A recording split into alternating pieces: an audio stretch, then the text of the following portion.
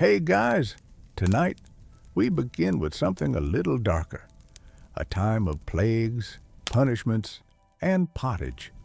We're diving into what life was really like during the Middle Ages.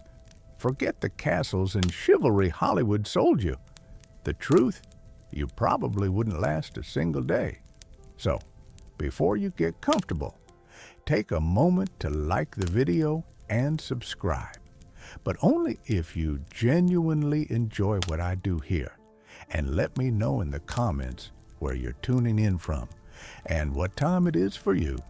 It's always fascinating to see who's joining us from around the world. Now, dim the lights, maybe turn on a fan for that soft background hum. And let's ease into tonight's journey together. Congratulations, you've just woken up in the year. The good news, you're alive. The bad news, so are the fleas. Your bed is a half-rotted straw mattress stuffed with bugs and hay that smells like a barn floor because it was a barn floor months ago. There's no memory foam, no pillows, and definitely no Egyptian cotton sheets. Just a wool blanket that hasn't been washed since last winter and now weighs roughly as much as a small cow from the accumulated grime. You blink awake as the church bell clangs in the distance. It's the medieval version of an alarm clock, only louder and somehow even less merciful. Your home is a wooden hut with one room, no windows, and a charming open-concept floor plan where your family, livestock, and domestic insects all share the same space. The smell, oh, it's a fragrant symphony, a subtle blend of stale beer, human sweat, goat, and something you pray isn't mold, but no, in your soul probably is. Scented candles haven't been invented, and even if they were, they just melt on your dirt floor. You try to stretch, but immediately regret it, because the air is freezing and your joints ache. You're years old, which in medieval terms is roughly middle-aged. Your spine cacks like an old wooden door, and your knees sound like a bag of rocks being shaken by a confused peasant. Getting out of bed is a gamble. The floor is either wet from last night's rain, which leaks through the thatched roof, or crusty from something your neighbor's chicken did. Either way, your bare feet are now part of the ecosystem. Oh, and privacy. What's that? Your entire family and maybe a random cousin who just never left are waking up beside you. There's no bedroom, no curtains, no me time, just communal everything. Welcome to morning in medieval Europe, where you're never truly alone because parasites, rodents, and 8 other people are always with you. And this is just how your day starts. It only gets worse from here, so you've managed to crawl out of your medieval haystack of horrors. Congrats now, nature calls. And it's not calling politely, it's screaming. Here's the part where you start missing the modern bathroom. There's no toilet, no seat, no toilet paper, no flush. Not even a mildly resentful plunger in the corner. In the 20th century, relieving yourself is an adventure, a social experiment, and often a small public event. If you're a peasant, your bathroom is likely a wooden bucket behind the house, which is already full because Uncle Wolf Stan had a rough night after eating bad turnips. The smell is biblical. You hold your breath, do your business, and then here's the kicker. Toss it into the street. Yes, the street. You're supposed to shout something like "Garde-à-lou" before dumping it out the window. That's Old French for watch out below. Although, frankly, no one ever moves fast enough. Streets in medieval towns are open sewers, a charming river of human waste, animal droppings, and mystery liquids you'd rather not examine. If you're lucky enough to live in a town with public latrines, congratulations! You get to sit shoulder to shoulder with strangers in an outhouse where privacy is a myth and ventilation is a cruel joke. You might make small talk, but try not to breathe too deeply. Toilet paper, never heard of it. Most people wipe with straw, leaves, rags, moss, or if they're feeling especially indulgent, a scrap of wool. Sometimes, nothing at all, which might explain why handshakes weren't popular yet. And if you're in a castle, surely it's better, right? Well, sort of. You might have a guard robe, a hole in the wall that drops your waist directly into the moat. Great idea, except that your enemies know this, and yes, attackers sometimes climbed in through the waist chute. Talk about entering through the back door. So whether you're a farmer or a baron, medieval toileting is a humiliation ritual. It's cold, it's public, it's dangerous, and it's never not disgusting.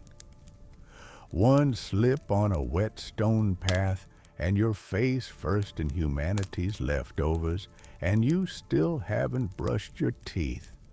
But we'll get to that next. You survived the toilet. You deserve a reward, right? Maybe a nice breakfast. Something warm, delicious, comforting. Sorry, this is medieval Europe. Nothing is comforting here. Breakfast, if you can call it that, is a grim affair. There are no eggs, Benedict, no coffee machine sputtering awake, and certainly no avocado toast. You sit down or squat near the fire to a wooden bowl of something that looks like it was scraped off a muddy boot. Welcome to your daily ration of pottage. Pottage is a thick, gloopy stew made of whatever you can find. Grains, root vegetables, maybe a few beans if you're lucky. It's been simmering in the same pot for days, sometimes weeks, and new ingredients are just dumped on top of the old ones. It's less of a recipe and more of an ongoing edible experiment. On the side, a hunk of bread so hard it could deflect arrows. It's made from coarse rye or barley flour, often bulked up with sawdust, ground up acorns, or other creative ingredients because wheat is a rich man's fantasy. This loaf is not your friend. You don't slice it. You negotiate with it. What about drinks? You're not sipping orange juice or an oat milk latte. You're drinking beer. Yes, beer at AM. Why? Because the water is teeming with parasites and filth. So you start your day with weak ale, low alcohol, high survivability. Kids drink it too. No one's happy about it, but at least it won't kill you immediately. Want some meat or cheese? Dream on. That's for Sundays and saints' feast days, and only if your Lord is feeling generous. Most peasants don't eat meat more than a few times a year. As for fresh fruit, only when it's in season and not already fermented into wine, and don't even think about spices unless you're royalty. A pinch of pepper costs more than your monthly wages. Salt is valuable enough to be locked away. So you chew your gritty bread, gulp your medieval beer, and try not to think about the rat that may have nibbled your porridge in the night. Breakfast doesn't energize you. It just happens to you. And now that you're properly underfed, it's time to work like your life depends on it, because it absolutely does. So, you've eaten your sad medieval breakfast, and now it's time to get dressed. Not that it'll help. Your wardrobe consists of exactly one outfit. It's a rough wool tunic or linen shift that you've worn every day for months, possibly years. There's no such thing as seasonal fashion. There's just wear this until it disintegrates or gives you a fungal infection. Underwear optional. If you're lucky, maybe a linen undertunic. If you're not, well, you're going commando. Under layers of scratchy, sweaty wool, all lovingly stitched together by someone who probably had no idea what a seam was supposed to look like. There's also no washing machine, no soap, and absolutely no dry cleaner in sight. So, your clothes are stained, stiff, and scented like a compost pile that's been left to marinate in a pigsty. Even if you wanted to wash them, it's not easy. You'd have to haul water from a river or, well, heat it over a fire, scrub your tunic on a board with ashes or lye, and hang it in the sun, which is out approximately days a year. And don't get me started on shoes. If you own any, they're made of untreated leather, barely stitched together, and offer as much arch support as a banana peel. Most peasants just go barefoot through mud, through dung, through medieval landmines, aka sharp rocks and disease puddles. All this means one thing: your skin hates you. You itch constantly. Fleas, lice, and bedbugs live rentree on your body. Everyone has them. Nobles, lousy monks, itchy children, walking insect farms. No one escapes. You'll be scratching your armpit with a wooden spoon while chatting with the local priest, and no one will even bat an eye. Your skin is raw from rubbing, your scalp a battlefield of bites. And if you develop a rash, well, too bad. There's no dermatologist, no hydrocortisone, no one to tell you it's probably scabies. You just keep on suffering. And if you're lucky enough to not get an infection, great. That rash will simply accompany you for the next months like an unwanted medieval sidekick. Now that you're dressed in misery and wrapped in discomfort, it's time to head outside and start working yourself to death. Now that you're fully dressed in itches and damp wool, it's time to flash that morning smile.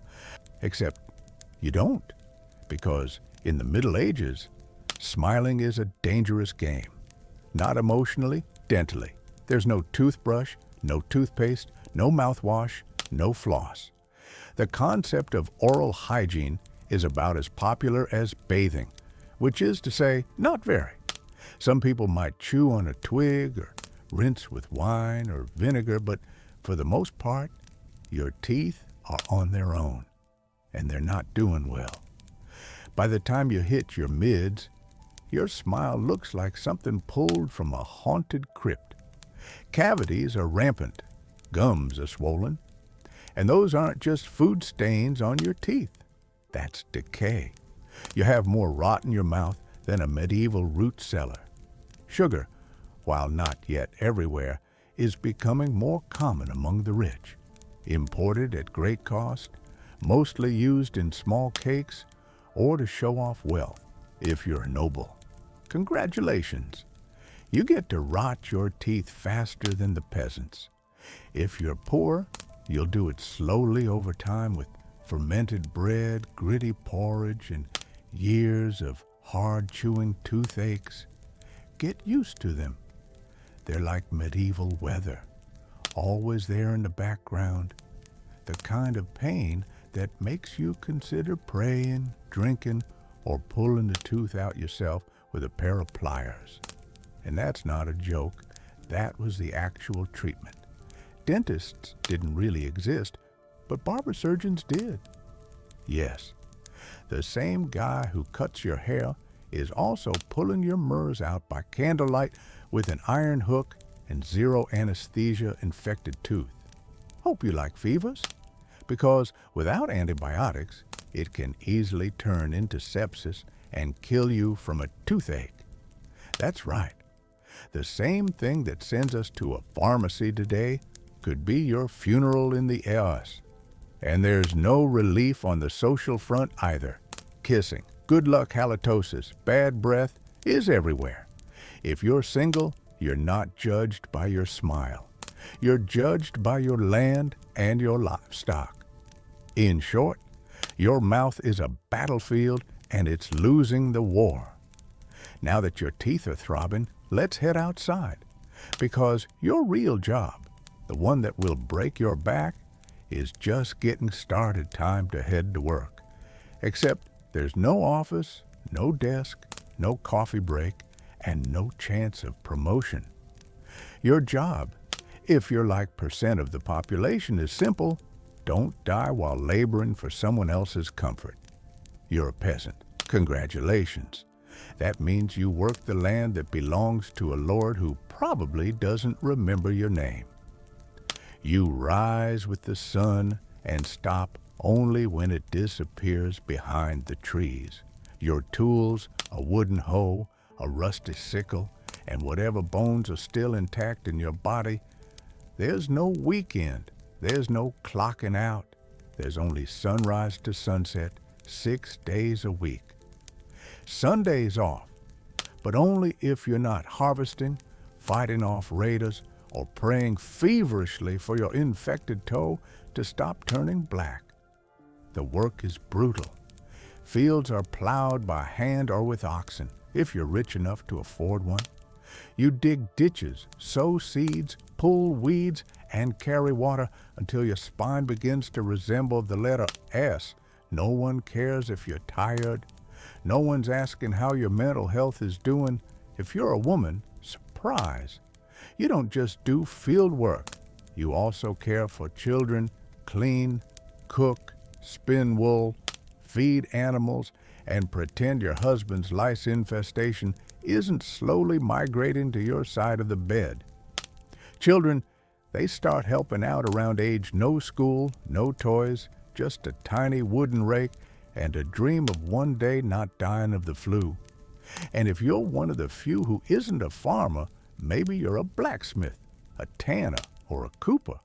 Great you still work with fire, chemicals, or animal guts all day in poorly ventilated sheds.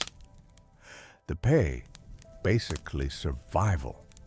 The perks, occasional bleeding, break a bone, too bad, get a fever, drink some warm beer, and keep going. You can't afford to stop, not even for a day, because if you don't work, you don't eat. And if you don't eat, well, medieval Europe has a solution for that. It's called being replaced. So, you grip your shovel, ignore the blisters, and keep digging. Because in the Middle Ages, your job isn't a career, it's a slow-motion endurance test. Now that your back is on fire from laboring in the fields, let's talk about the weather. Because in the Middle Ages, temperature is less about seasons and more about ongoing punishment from the sky. Let's start with winter. There's no insulation, no central heating, and no weathering. Just wooden walls with gaps you could throw a chicken through. Your windows covered with cloth, not glass. The fire in the hearth, nice in theory, but you don't have enough firewood to keep it going because wood is expensive and gathering it from the forest is sometimes illegal. Yes, you can be executed for picking up the wrong stick from the wrong forest. You bundle up in your one damp wool tunic, huddle near the dying embers, and still wake up with your nose frozen. Your feet permanently cold, often damp. Your fingers so stiff they feel like tiny medieval popsicles. Frostbite isn't diagnosed, it's just called bad luck. Now, fast forward to summer. Sounds better, right? Wrong.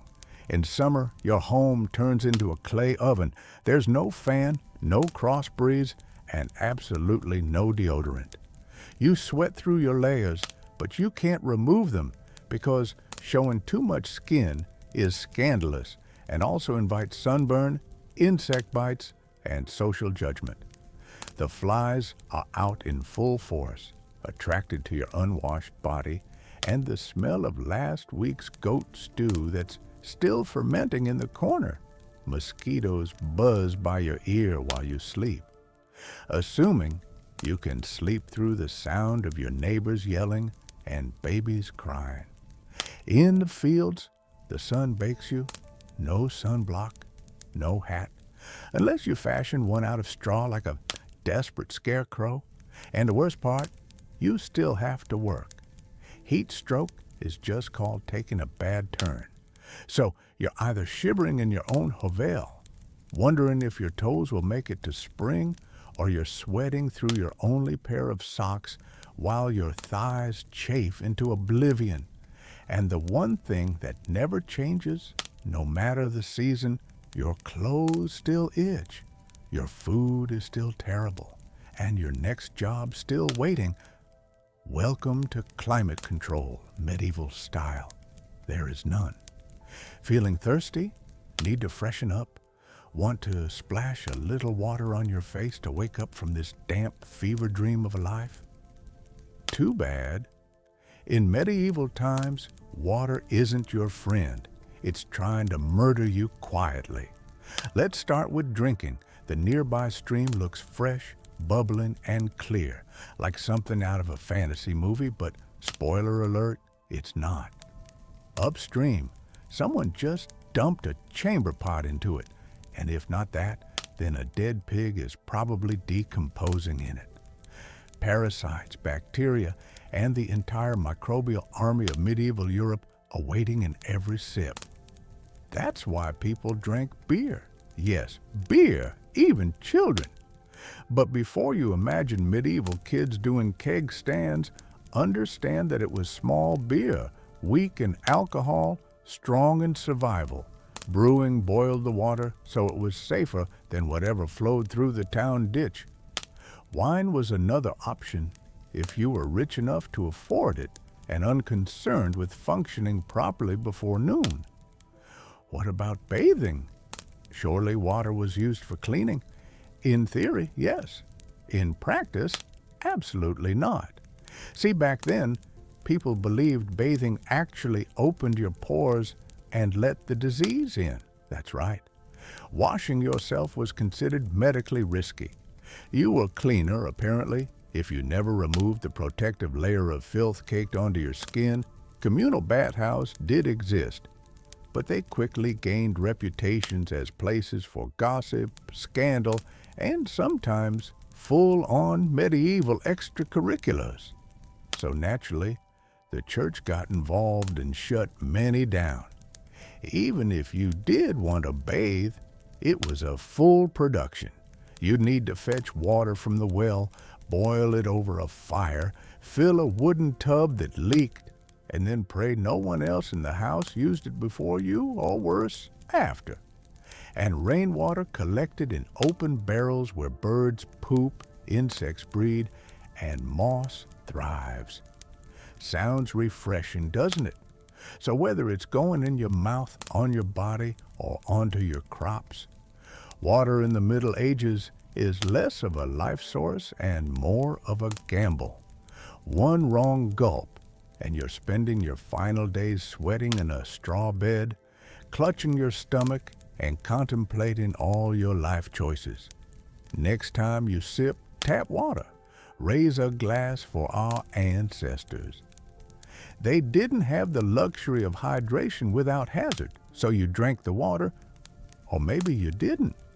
Maybe you just stubbed your toe on a rock shaped like disappointment. Either way, you're sick. You need help. You need a doctor. Too bad you live in the Middle Ages where medicine is really just polite torture with a theology degree. Let's start with the diagnosis. Everything wrong with you, whether it's a cough, rash, broken bone, or the creeping plague, is caused by your humors being out of balance.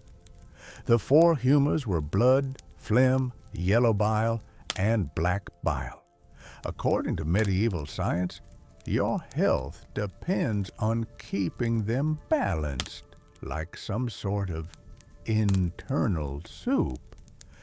Got a fever? Too much blood? The answer? Bloodletting. That's right. Let's drain your life force into a bowl using a dull blade or a hungry leech. And yes, barbers were often the ones doing it. Imagine getting a haircut and a hemoglobin extraction in one sitting. 2 for 1, baby. Feeling sad or anxious? That's clearly an excess of black bile. The cure? Laxatives? Maybe a warm herbal purge or just prayers and a cold compress while everyone avoids eye contact with you and starts carving your coffin. Now, if you break a bone or get a nasty wound, you're in real trouble. There's no anesthesia unless you count passing out from pain. Surgery is done with knives that haven't been cleaned since the Crusade's tools are heated over fire, not for sterilization, but because they just look scarier that way. Antibiotics, centuries away. Germ theory not invented yet. They think disease comes from bad air or God being annoyed with your moral failings. Got a stomach ache? Must have been your sinful thoughts hope you like confessing while vomiting. If your condition gets worse, you'll be treated with more leeches, possibly some crushed beetles, and a priest at your bedside giving last rites just in case. At this point, they're preparing for the cure known as death. And if by some miracle you recover, everyone just assumes God took pity on you. The doctor takes full credit, and the leech gets promoted. So yes, in the Middle Ages, medicine is less about healing and more about surviving the cure. After a long day of labor, lice, and leeches, it's finally time to eat. You shuffle back to your hovel, stomach growling, ready for the one joy left in life, a warm meal. Bad news. Your meal's probably trying to kill you. Let's begin with the basics. Food preservation doesn't really exist. There's no fridge, no freezer, just salt, smoke, or the hope that winter air keeps things fresh. Your meat, if you're lucky enough to have any, has been hanging for days, covered in flies, marinated in questionable brine, and possibly shared with a rat or two. Bread is the cornerstone of the medieval diet. But even that isn't safe. In bad harvest years, desperate peasants bulk it up with bark, sawdust, or even clay to make it stretch. And if it's rye season, there's a bonus: ergot, a fungus that causes convulsions, hallucinations, and sometimes death.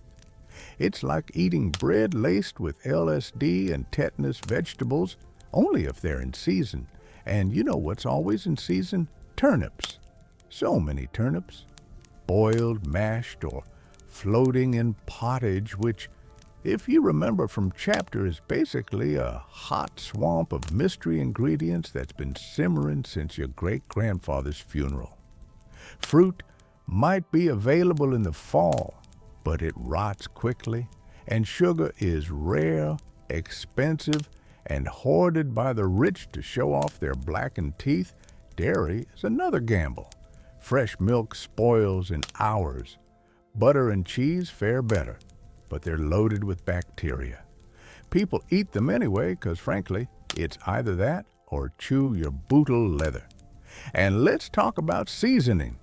Spices like pepper, cinnamon, or nutmeg, worth more than gold. For the average peasant, flavor comes from onions, salt, if you're lucky, and pain. Most meals taste like wet burlap sprinkled with sadness. But food isn't just a health hazard. It's a political one. Game animals belong to the Lord, not you caught poaching a rabbit. You could be fined, imprisoned, or even executed. That's right. Your dinner could get you hanged. So as you sit down to eat your gray stew by flickering firelight, remember, every bite is a risk. But you eat anyway, because in the Middle Ages, food doesn't nourish, it tests you. It's evening now.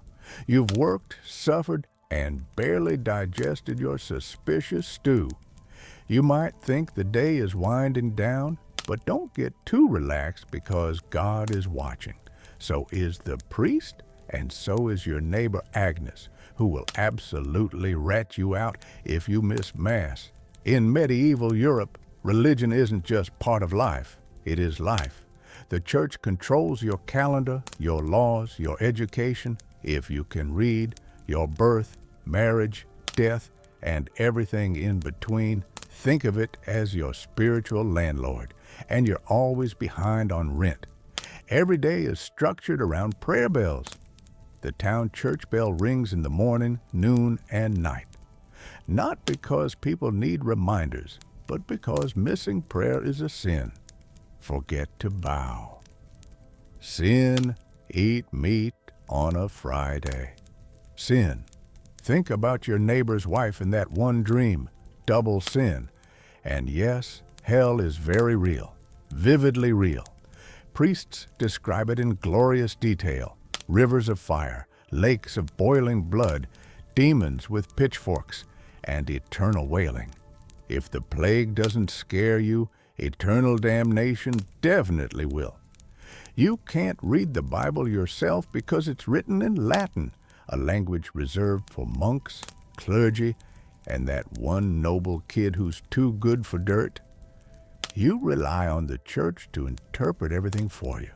That means if the priest says your crop failure is because you didn't pray hard enough, well, time to kneel harder. Tithes, a tenth of everything you own, are mandatory. If you grow wheat, you give wheat. If you raise chickens, you give eggs. If you have nothing, congratulations. You're spiritually bankrupt and financially doomed. Holidays, they're holy days, dozens of them. And while they offer breaks from labor, they're not for fun. Therefore, attending Mass, fasting, confessing sins, and reminding yourself that joy is a dangerous indulgence. Questioning the church is dangerous. Heretics are burned, witches are drowned, blasphemers are flogged, and skeptics are quickly reformed. So you go through the motions.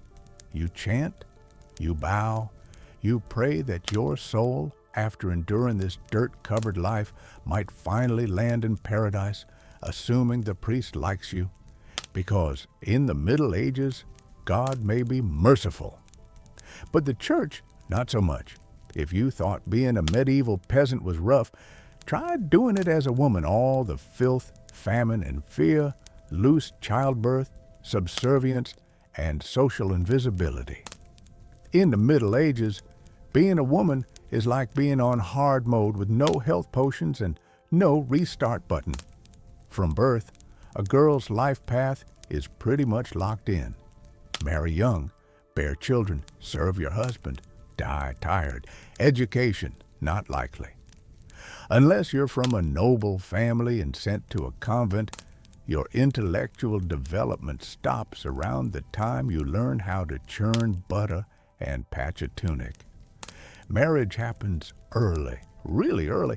It's not weird to be betrothed at and pregnant by. It's not about love. It's about land, livestock, and alliances. Your opinion not required. Once married, you're basically a husband's property. Your job is to produce heirs, feed everyone, keep the house running, and not complain. Because complaining might get you branded a nag, or worse, a witch. That label comes with a complimentary drowning or burning, depending on local fashion. Childbirth is a death lottery. There's no prenatal care, no sterile tools, no anesthesia. Midwives do their best, but even minor complications can mean death for the mother, the child, or both.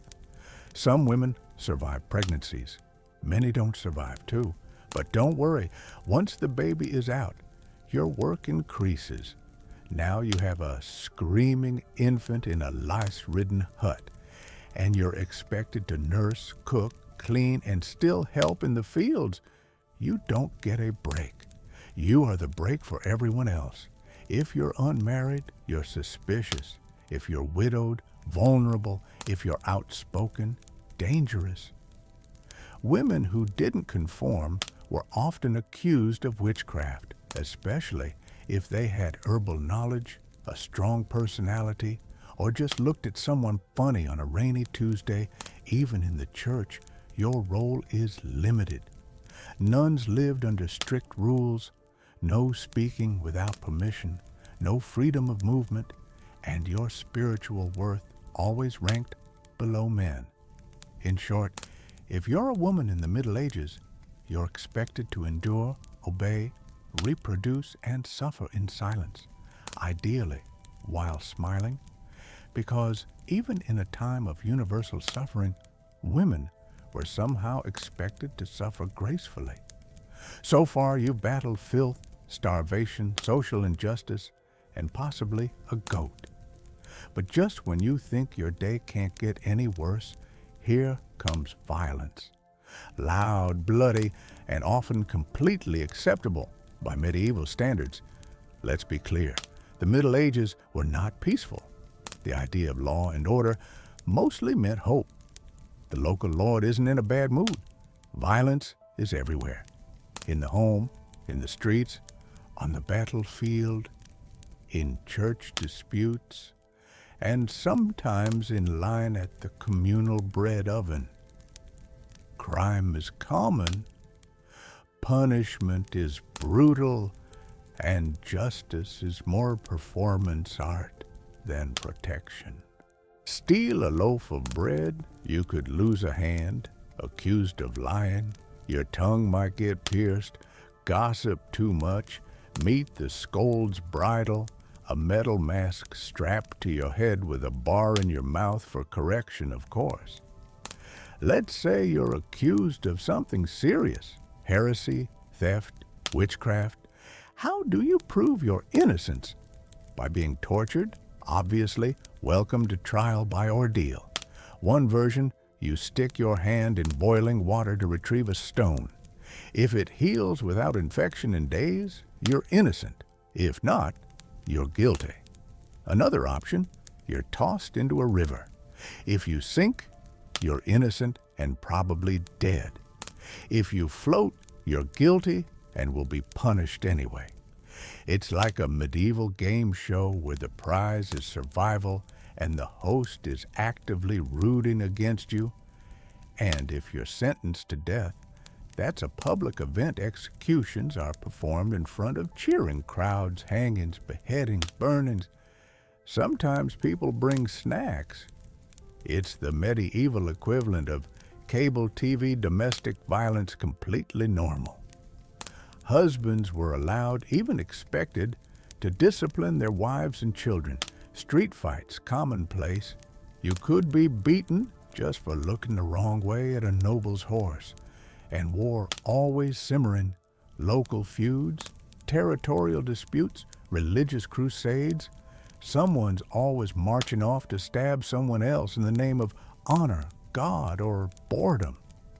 Violence isn't a breakdown of society in the Middle Ages. It is society. Everyone lives with the constant knowledge that life is fragile, justice is arbitrary, and your neighbor might bash your head in over a pig.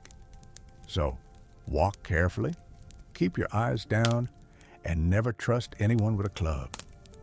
At this point, you've made it through the lice, the leeches, the laundryless misery, and the looming threat of public disembowelment. But now comes the final chapter of most medieval lives, an early and unglamorous death. If you're alive and still breathing past the age of you're practically a celebrity, you might even be referred to as the Old One, which is less of a nickname and more of a statistical miracle. Let's break it down. The average life expectancy hovers around years, but that number is dragged down heavily by infant mortality. Nearly half of all children died before reaching age. Disease, malnutrition, or one bad winter was all it took. No vaccines, no antibiotics, no hope. If you survived childhood, you entered adulthood already exhausted. Work began as soon as you could walk upright, and by your joints creaked like a monastery door. You might be missing several teeth, a finger, and most of your original optimism. Women faced a particularly deadly gauntlet: childbirth.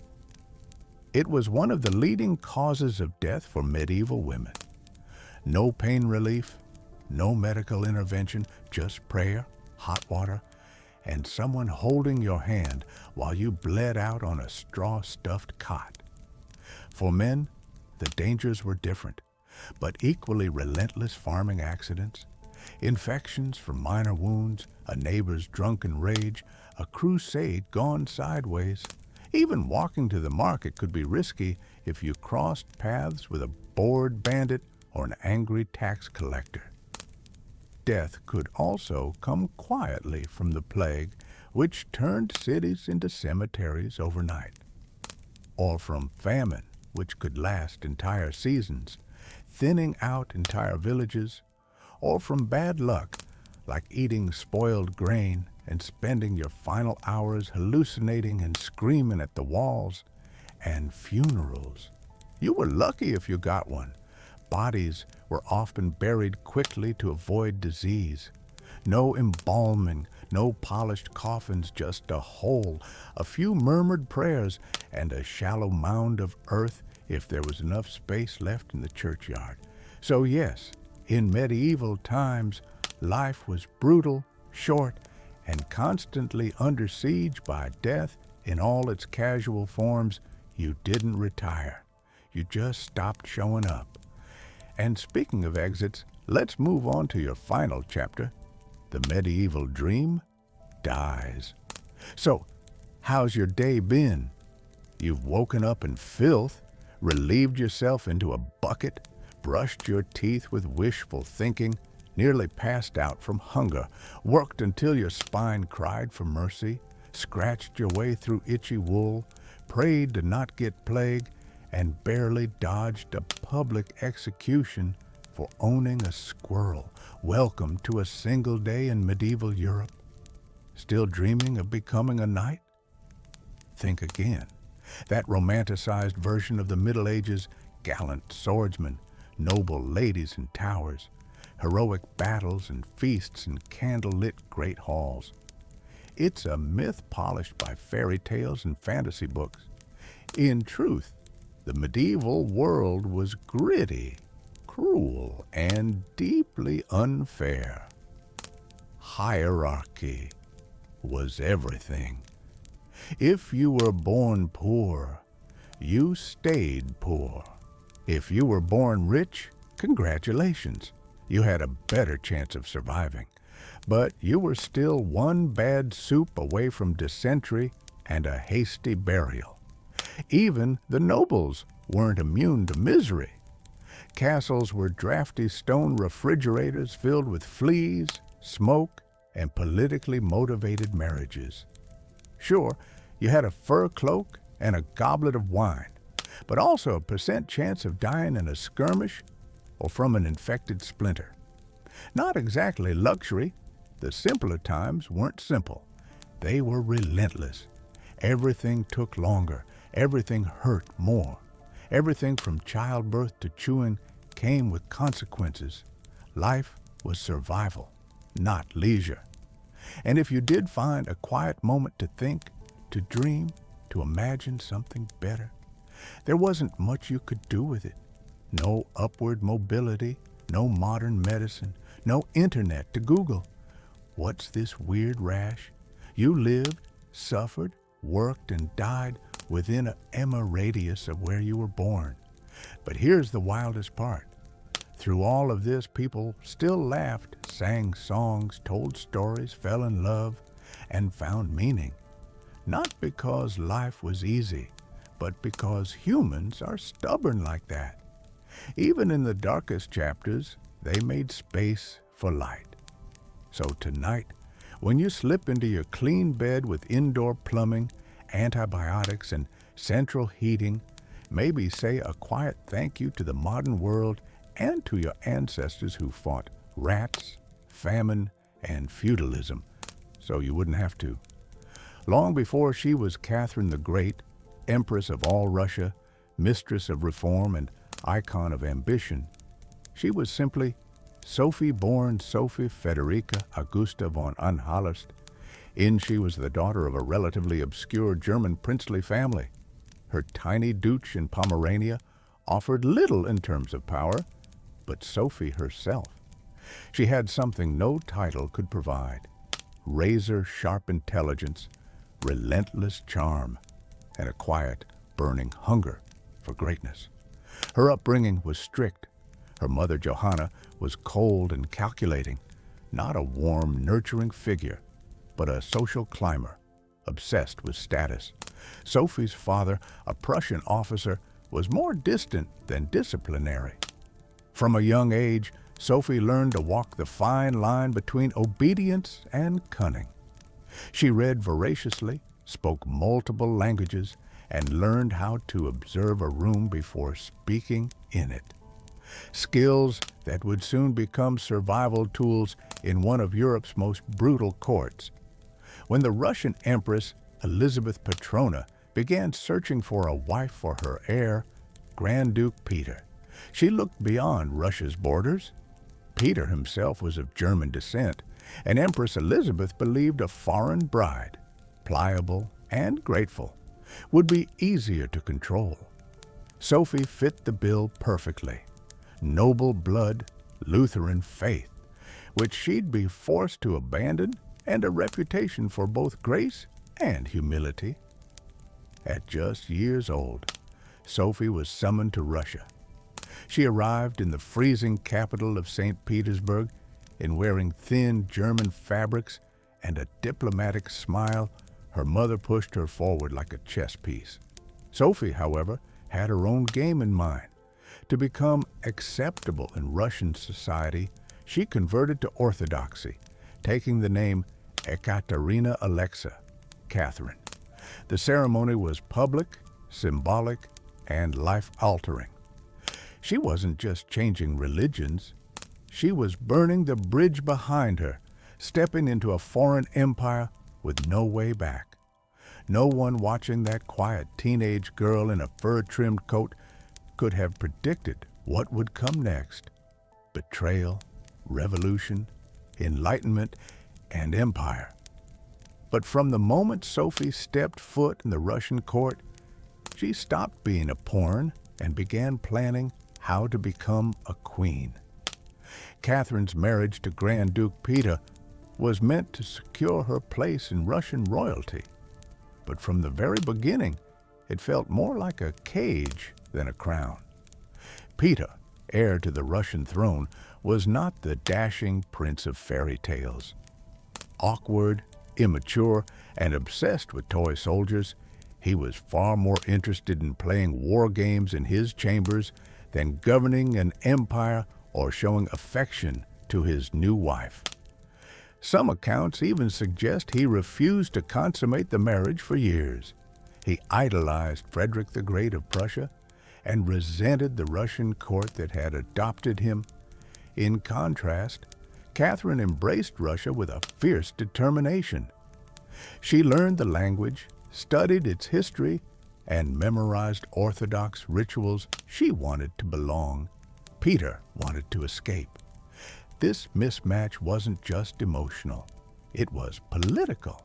The Russian court was a viper's nest of gossip, paranoia, and brutal power games. Empress Elizabeth still ruled with absolute authority, but her health was in decline. Everyone knew a transition was coming. Everyone had an agenda. Catherine was watched constantly. Her letters were read, her friendships monitored, and her every move scrutinized. She couldn't trust her husband, her mother, who was still whispering in her ear on behalf of foreign interests, or even her servants. In this world, alliances could turn into accusations overnight. But Catherine was no fool. She learned to play the court's games quietly, cultivating allies in the shadows. She charmed military officers, made friends with scholars, and developed a reputation for dignity and restraint, a stark contrast to her husband's childish tantrums and open contempt for Russian traditions. Behind closed doors, Catherine began reading Enlightenment thinkers like Voltaire and Montesquieu. While others saw her as a young consort, she was building a vision, not just for herself, but for Russia, a nation of strength, education, and reason. But there was one problem.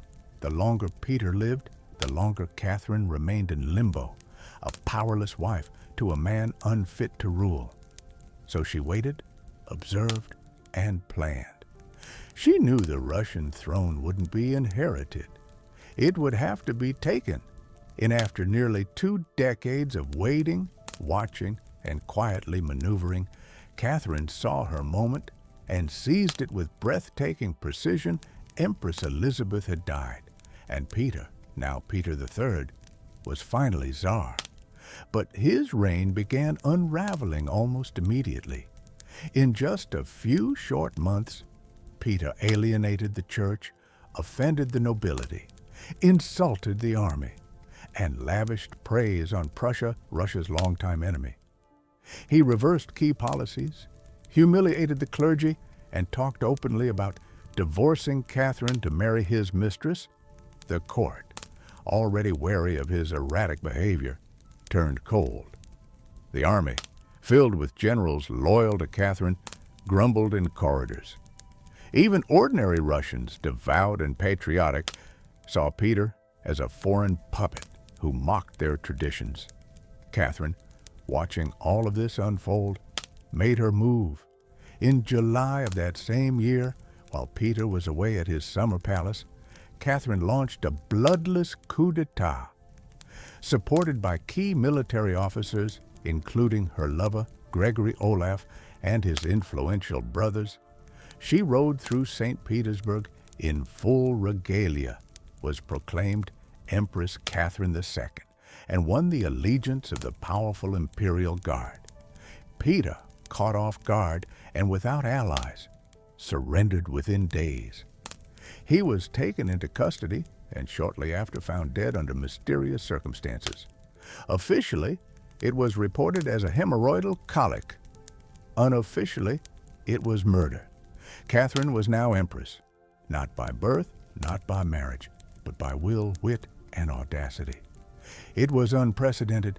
A foreign-born woman with no legitimate claim had taken the Russian throne without a single battle. But her real challenge was just beginning. She had to transform that bold grab for power into a lasting legacy. Would Russia accept her? Would the nobility respect her?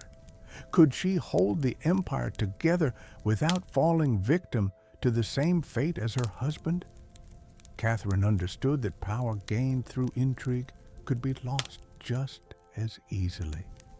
She needed to rule not as a schemer, but as a visionary. And so began her transformation from a careful conspirator to a reforming empress, one who would redraw borders, embrace the Enlightenment, and redefine what it meant to be a woman in power. Once Catherine had the crown, she could have rested on her power, but she didn't. She had something bigger in mind than simply sitting on a throne. She wanted to transform Russia, and not just militarily or politically, but intellectually. While Peter had worshipped Frederick the Great and toy soldiers, Catherine idolized Voltaire Dado and the bold thinkers of the Enlightenment. She believed in reason, progress, education, and the role of a monarch as a servant of the people, even if she herself ruled with absolute authority. Catherine didn't just read Enlightenment philosophy. She lived it. She corresponded directly with Voltaire for over years, flattering him while defending her autocracy. She invited Dado to her court and even purchased his entire library to support him financially. Behind closed doors, she pored over legal texts, debated reforms, and crafted policies to modernize the empire. Her early reign was filled with efforts to codify Russian law. She formed the Legislative Commission in an ambitious project intended to rewrite the entire legal code of Russia. Catherine's own nakazes, or instruction, was a political manifesto in disguise, one that spoke of equality before the law, the dangers of torture, and the responsibility of rulers to serve the common good. For an empress, in the 19th century Russia, it was radical, but Enlightenment ideals had to survive the realities of Russia, a vast, feudal, deeply conservative land ruled by nobles who liked their serfs exactly where they were, beneath them. Catherine knew this. While she advocated reform, she moved carefully. She abolished some forms of torture, expanded access to secular education, and built schools and libraries, but she also reaffirmed the nobility's control over their serfs to keep them loyal. This was Catherine's balancing act. A philosopher queen in public, a practical empress in private, she walked a tightrope between ideology and survival, between the shining salons of Paris and the gritty politics of Moscow. Her vision for Russia was bold, but always calculated. In many ways, Catherine wasn't trying to make Russia European. She was trying to make Russia modern on her terms. And that meant reform, yes, but with an iron hand in a velvet glove. Catherine wasn't content with reforming Russia from within.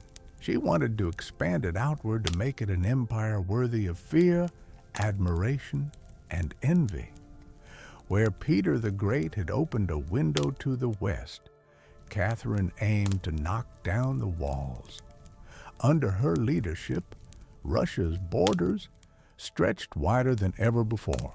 She waged wars not just to defend her crown, but to reshape the map of Europe. One of her most significant campaigns was against the Ottoman Empire. These wars, fought in waves throughout the S&S, weren't just about territory. They were about influence. Catherine saw herself as the liberator of Orthodox Christians living under Muslim rule, and as the rightful protector of Eastern Europe under generals like Alexander Suvorov and Gregory Pimkin. Russia captured key regions including Crimea, the northern coast of the Black Sea, and access to warm water ports, something Russian czars had coveted for generations. These victories weren't just military, they were symbolic. With each conquest, Catherine sent a message. Russia was no longer the distant backward cousin of Europe. It was a continental force. She also turned her gaze westward. In a series of deals and diplomatic maneuvers, Catherine participated in the partitions of Poland, carving up the struggling Polish-Lithuanian Commonwealth along with Austria and Prussia. By the end of the third partition in Poland was erased from the map, and Russia claimed vast new lands and millions of new subjects. But Catherine didn't just conquer with armies, she also colonized with ideas. New cities were built, trade routes were expanded, German settlers were invited to cultivate Russian farmland. The empire became a mosaic from the icy Baltic to the sun-drenched shores of the Black Sea. And through it all, Catherine remained the central force, reading reports, issuing orders, and personally overseeing the shape of her expanding empire. Critics would accuse her of being power-hungry, even imperialistic. But to Catherine, expansion wasn't ambition, it was destiny. A great ruler, she believed, was measured not just by ideas, but by borders. She didn't just want to rule Russia. She wanted to remake it as a civilized empire, feared by its enemies, respected by its peers, and loyal to her alone. For all her brilliance and power, Catherine the Great was just as famous for what went on behind palace doors. And no, not all of it was whispered in libraries. Catherine's private life became one of the most talked about aspects of her reign. She had lovers, not just one or two, but a carefully curated parade of them, many decades younger, often handsome, and sometimes politically influential. She didn't hide them. In fact, she often rewarded them with titles, estates, and pensions if they behaved well. If not, they were quietly dismissed, sometimes with a polite thank you and a promotion. Among the most important of these lovers was Gregory Pimpkin, a man as brilliant as he was bold. Their relationship blurred the lines between romance, politics, and partnership. Some historians believe they may have even married in secret. Together, they shaped military campaigns, colonization projects, and the transformation of southern Russia. P.M. Pekin wasn't just a lover, he was her co-ruler in many ways. Still, Europe couldn't look past the scandal. Gossip swirled. Satirical pamphlets painted her as lustful, insatiable, even unhinged. And after her death, the rumors only got worse, the most infamous being the completely false and grotesque tale involving a horse spread by her enemies to smear her legacy. But why the obsession? Simple. Catherine was a woman who wielded power unapologetically. And in a world where female rulers were expected to be either saintly virgins or tragic figures, she refused to play the role. She lived, loved, and ruled on her own terms, and that made her dangerous. Ironically, while her critics painted her as immoral, Catherine herself was deeply philosophical about love and sexuality. She believed pleasure was a natural part of life, and that personal relationships didn't have to threaten public responsibility. She separated emotion from governance, a feat few male rulers managed. In reality, her liaisons were often strategic. She surrounded herself with men who were loyal, capable, and politically useful. And when they ceased to be, she let them go, usually with a smile and a generous retirement. Catherine's love life didn't weaken her rule. It was part of her strategy, a blend of passion and power that made her unforgettable, envied, and feared. For all her charisma and control, Catherine's reign was not without peril, and in that peril came in the form of a bearded Cossack named Alon Pugachev. He was no ordinary rebel. Pugachev claimed to be none other than Peter III, Catherine's dead husband. According to him, he had survived the coup and now returned to reclaim the throne from the German usurper. It was absurd. Peter was long gone, but to Russia's oppressed and exhausted lower classes, the claim didn't need to be true. It just needed to offer hope. Pugachev promised liberation, an end to serfdom, lower taxes, and land for the common people. His words lit a fire across the Volga River region, especially among Saxe peasants and old believers. In a time when the gap between nobles and serfs had widened brutally, his promises sounded like salvation. The Pugachev rebellion became the largest peasant uprising in Russian history. Towns were taken, fortresses fell, nobles were slaughtered. For a terrifying moment, it seemed as if the empire itself might fracture. Catherine was shaken. This wasn't a foreign war she could win with cavalry and treaties. This was a revolt from within her own people, rising against the system. She ruled, but Catherine didn't panic. She acted. She dispatched professional military forces to crush the rebellion ruthlessly. Pugachev's forces were defeated and he was captured, displayed in an iron cage, and eventually beheaded in Moscow, a public warning to all who dared follow. Afterward, Catherine doubled down on order and control. Her dreams of liberating the serfs quietly faded into silence. The rebellion had shown her the limits of enlightenment in a country still shackled by feudalism. She now leaned harder on the nobility, who offered loyalty in exchange for absolute control over their serfs. This was a turning point. The empress, who once quoted Voltaire, now prioritized stability over philosophy. Reform became cautious. Surveillance increased. Rebellion, even whispered, was to be stomped out before it had breath. Pugachev may have lost his head, but he left behind a warning that haunted Catherine, that power built on inequality could only hold so long before the storm came crashing through. By the time Catherine the Great approached the final years of her life, she had ruled Russia for over 3 decades, longer than any female ruler in Russian history. From the moment she seized power, she had defied expectations, reshaped her empire, and redefined what a woman and a monarch could be.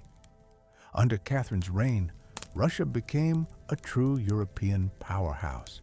Its territory expanded by over square miles, swallowing Crimea, parts of Poland, and stretches of the Black Sea coast.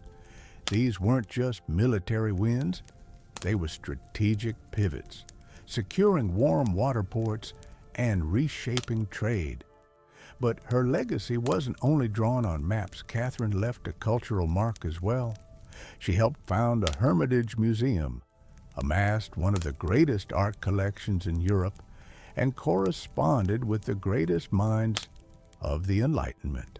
Her court became a center of sophistication, art, and intellectual ambition. In a country often viewed as backward by Western Europeans, Catherine put Russia firmly on the cultural map. She modernized education, founding schools for girls, and promoted the printing of books. She introduced smallpox inoculation to Russia, even publicly receiving the vaccine herself, an act of scientific bravery in her time. Yet her reign was also one of contradictions. While she admired Enlightenment ideals, she never freed the serfs. In fact, she extended serfdom deeper into Russia's territories. Her reforms, while impressive, remained mostly top-down, designed to polish the empire without truly transforming its foundations. Still, Catherine's rule brought stability and ambition. She understood that power was not inherited. It was crafted, managed, and constantly defended. She ruled not by divine right, but by force of will, political brilliance, and relentless calculation. She was called many things: a user, a tyrant, a reformer, a seductress. But above all, she was effective. When she died in Russia, was wealthier, larger, and more formidable than it had been in centuries. She left behind a throne secure, an empire expanded, and a legend that would endure for centuries. Catherine didn't just reign. She ruled with intellect, strategy, and an unapologetic grip on history. And in doing so, she became more than an empress. She became a myth. For all her power, expansion, and enduring legacy, Catherine the Great was still at her core a woman navigating a man's world and reshaping it in her image. Behind the imperial portraits and state decrees was someone deeply aware of how precarious her position was. She was not born Russian. She came to the throne through a coup. She ruled an empire that didn't want a woman in charge. And yet, she not only endured, she thrived. Catherine was never content to be ornamental. She read constantly, wrote endlessly, and never stopped learning. Her daily schedule was intense. Hours of reading reports, corresponding with foreign powers, editing state papers, and managing a court filled with rival factions. She wasn't content to simply sit on the throne. She worked the throne like a stateswoman born to it. She was also, in many ways, lonely. She surrounded herself with courtiers, lovers, and artists, yet wrote in her memoirs of how few people she could truly trust. Her son Paul, whom she distrusted and kept away from state matters, grew into a man she feared would undo all her progress. Her greatest emotional partnership with Gregory Pimpkin faded into deep friendship, but his death left a wound that never truly healed. Catherine crafted her image carefully. She understood the power of narrative and wielded it better than most monarchs of her age. She posed as Mother of Russia, enlightened monarch, warrior, empress, and lover of the arts. But beneath those roles was a woman who had endured rejection, betrayal, scandal, and rebellion, and kept going. When she died she left behind an empire transformed, but also questions. Could she have done more to end serfdom? Were her Enlightenment ideals compromised by politics? Was she more reformer or ruler? History remembers her by the title she never gave herself, the Great. It wasn't because she was flawless or kind or just. It was because she took power and wielded it on her own terms in a time and place where women weren't supposed to have any. She didn't just wear the crown, she rewrote what it meant to deserve one. In the humid depths of the Chiapas jungle in southern Mexico, the ruins of Palenque whisper stories from the ancient Maya world. Towering temples rise above the canopy, their limestone faces eroded by time, but still brimming with secrets. And in one of those secrets revealed itself, a team of Mexican archaeologists, led by Fanny Lopez Jimenez, was surveying temple, a relatively modest pyramid next to the more famous Temple of the Inscriptions, the burial site of the mighty King PL, the Great Temple. The throne wasn't expected to hold much until they noticed something odd. A sealed, hidden chamber beneath the structure.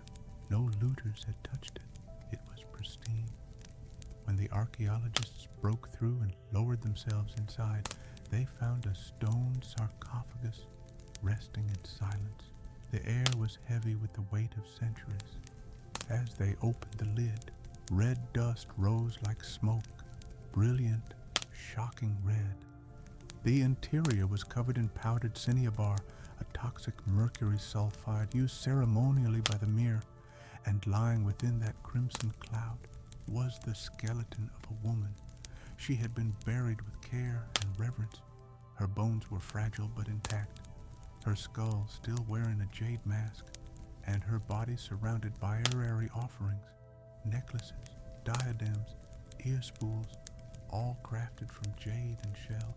Everything about the burial screamed royalty, yet no name was inscribed, no glyphs identified. It was one of the richest female burials ever found in Mesoamerica, and yet it was a total enigma. Why was she buried in red powder? Who was she? Was she a queen, a priestess, or perhaps even Pal's wife? The researchers called her the Red Queen, and the name stuck. But even with modern forensics, they couldn't say for sure who she was, only that she had lived around the 20th century during the golden age of Palenque. Unlike most Maya tombs, hers had been hidden, untouched, and purposefully isolated. Her burial wasn't just ceremonial, it was spiritual. This woman wasn't meant to be remembered with words. She was meant to be remembered through ritual, through color, and through the mystery she left behind. The most haunting feature of the Red Queen's tomb wasn't her jade jewelry or the silence of the sealed chamber. It was the red dust. A thick layer of powdered cinnabar covered everything: the sarcophagus, the walls, her bones, even the offerings around her. It clung like blood to stone. To the mayor, this was no accident. Cinnabar, made from crushed mercury sulfide, was one of the most sacred and dangerous substances in the ancient world. Its vibrant red color wasn't just visually striking. It symbolized blood, rebirth, and the life force that connected the human and divine realms. Red was sacred. It was the color of sunrise, of sacrifice, of life emerging from death. And it wasn't just symbolic. it was spiritual. Covering the dead in cinnabar was a ritual meant to transform the body, preserving it not for eternity, but for transition. In Maya belief, death wasn't the end. It was a passage, a crossing into another cosmic layer.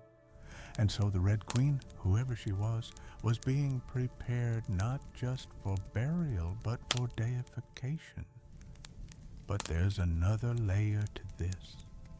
Cinnabar is toxic. Repeated exposure can lead to mercury poisoning, tremors, hallucinations, even death. The Mer likely didn't understand the chemistry, but they felt its potency. It was volatile, powerful, dangerous. To bathe the corpse in it was to declare this person was no ordinary mortal. In Palenque, very few were buried with Cinnabar. Paul the Great, the mighty king, whose pyramid dominates the site, was one. His body, like hers, was also saturated in the red powder. That detail alone drew speculation. Was the Red Queen his wife, his mother, or someone of equal divine status? Her skull had been placed on a layer of jaguar skin, another sacred symbol around her. Bone needles, obsidian blades, and miniature jade figurines hinted at rituals performed either during her life or in her honor at death. Every part of her burial told a story without words, a story of power cloaked in secrecy. A woman prepared to cross into the underworld, not in silence, but in ceremony, drenched in the color of sacrifice. Surrounding the Red Queen's crimson-drenched remains was a world of silence, broken only by the gleam of jade, shell, and obsidian. These were not mere ornaments. They were offerings, each one carefully chosen to accompany her on the journey to the Maya afterlife, the Xibalba. At her sides were jade necklaces, heavy and cold, their polished surfaces still radiant after years underground. Jade was not just beautiful, it was sacred.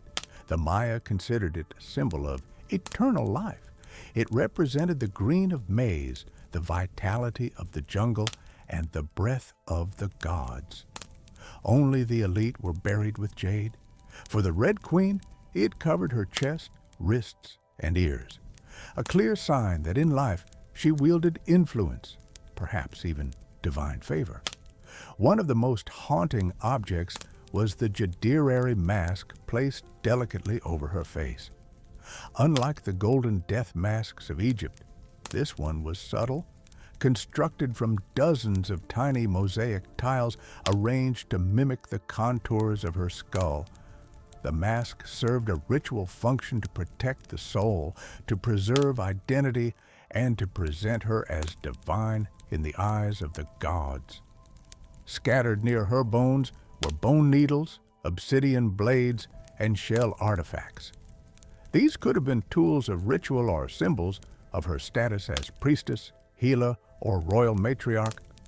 One bone pin was engraved, faint but purposeful, a small echo of her voice lost time. At her feet and along the edges of the tomb were ceramic vessels, still sealed, likely once filled with offerings, food, drink, or incense to sustain her spirit beyond death. The mayor believed the afterlife was a journey, dangerous, layered, filled with challenges. These items weren't luxuries. They were necessities. To modernize, the tomb feels intimate, not overloaded, but intentional. There was no gold, no chariots, no pomp, just items chosen with spiritual weight.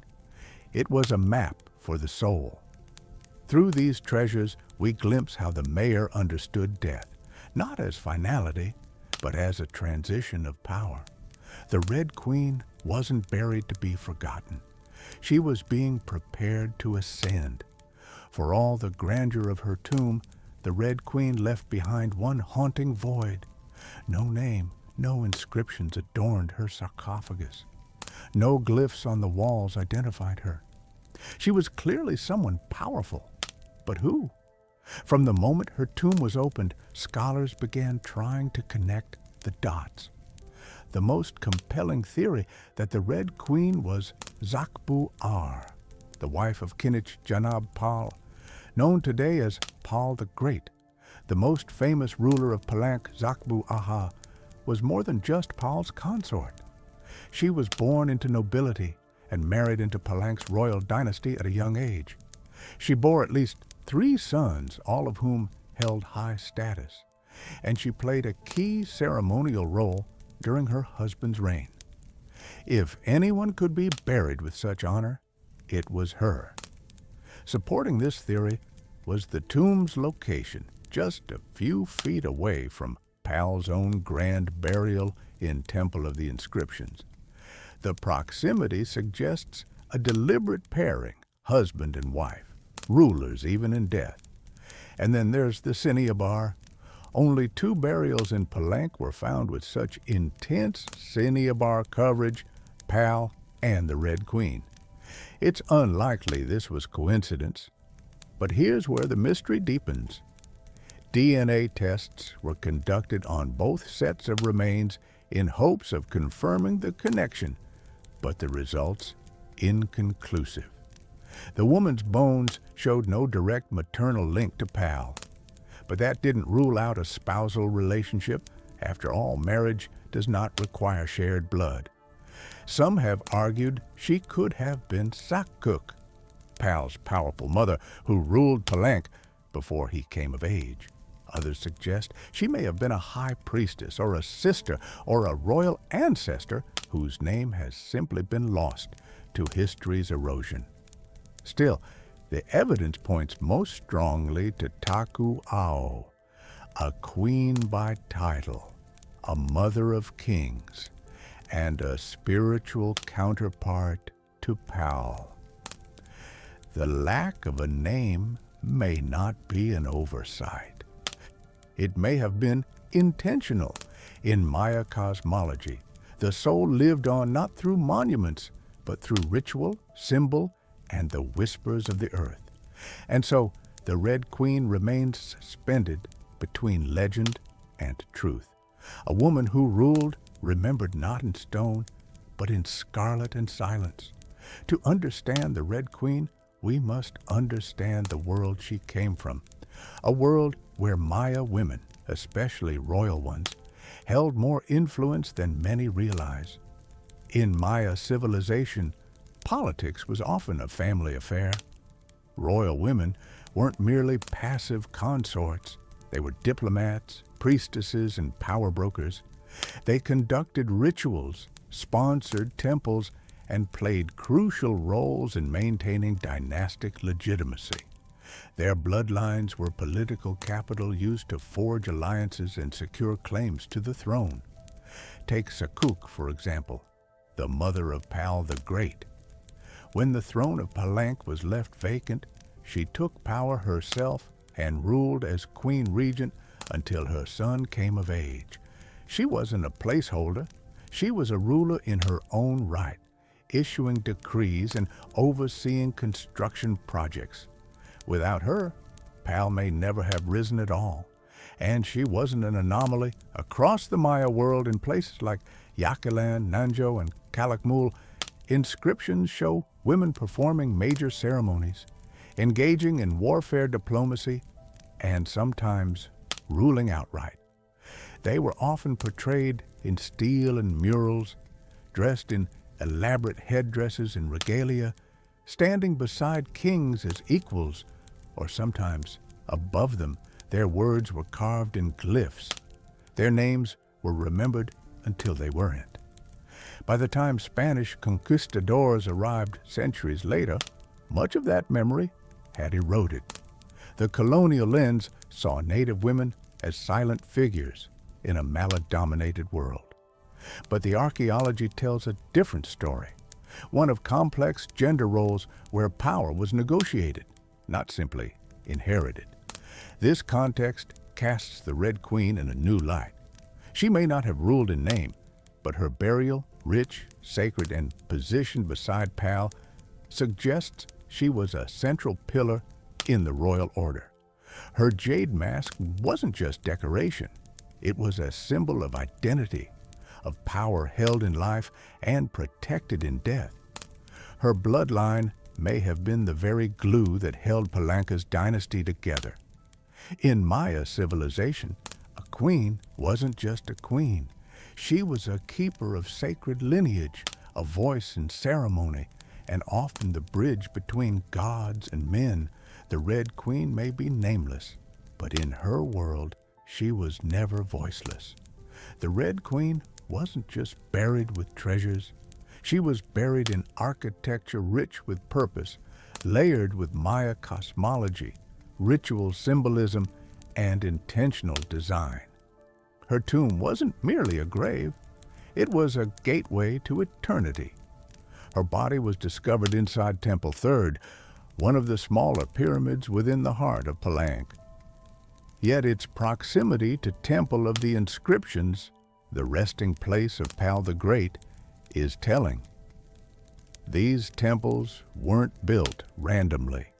Their positioning was sacred, guided by astrology, myth, and dynastic legacy. Temple the Thi rises modestly compared to its grand neighbor. But it hides something even more intimate, a sealed crypt untouched by Ludders, perfectly preserved. It was constructed deep within the temple's core, accessible only by a steep, narrow staircase.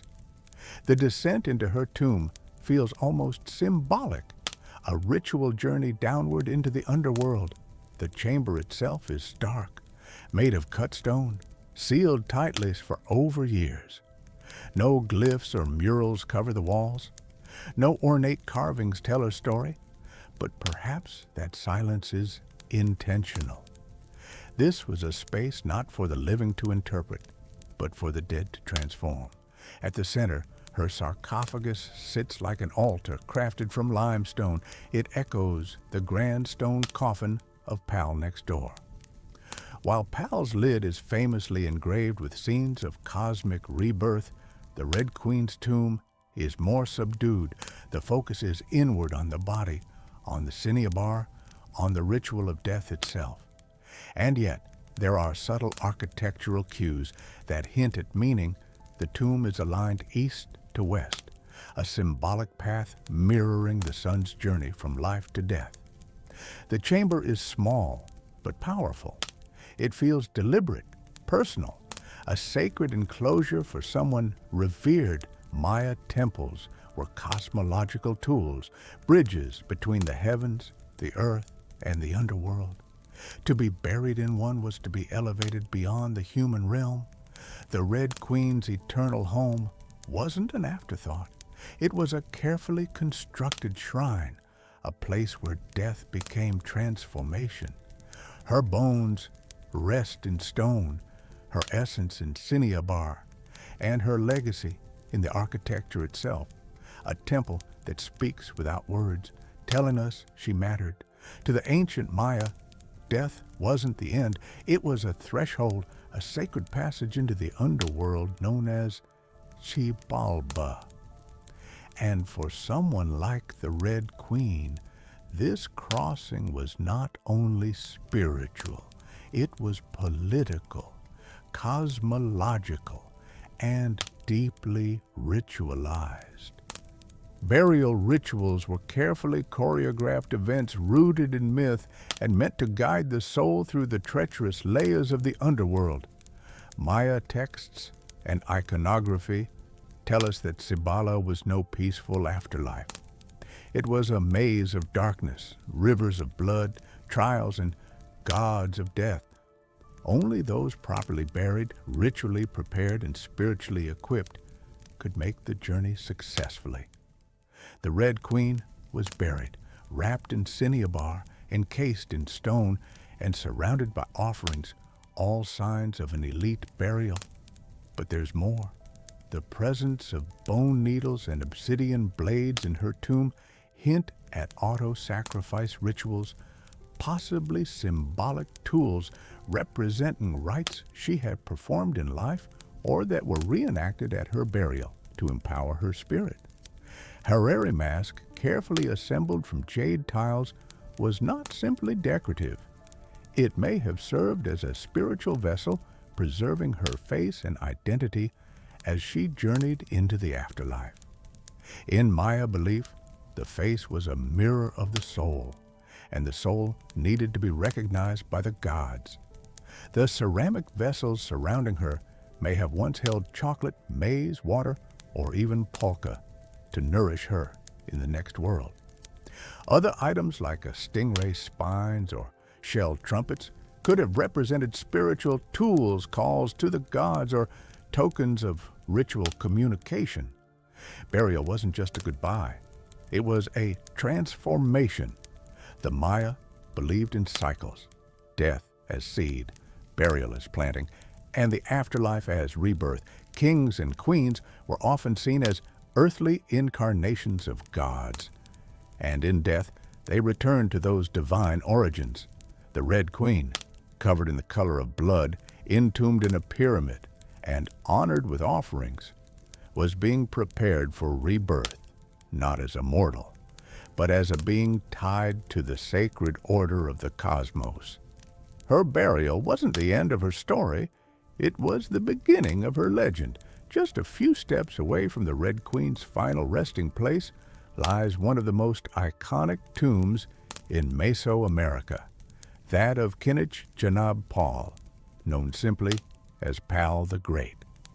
His burial inside the grand temple of the inscriptions is celebrated for its artistry, scale, and deeply spiritual symbolism. But what makes the Red Queen's tomb so extraordinary is not only what was inside, it's where it was found.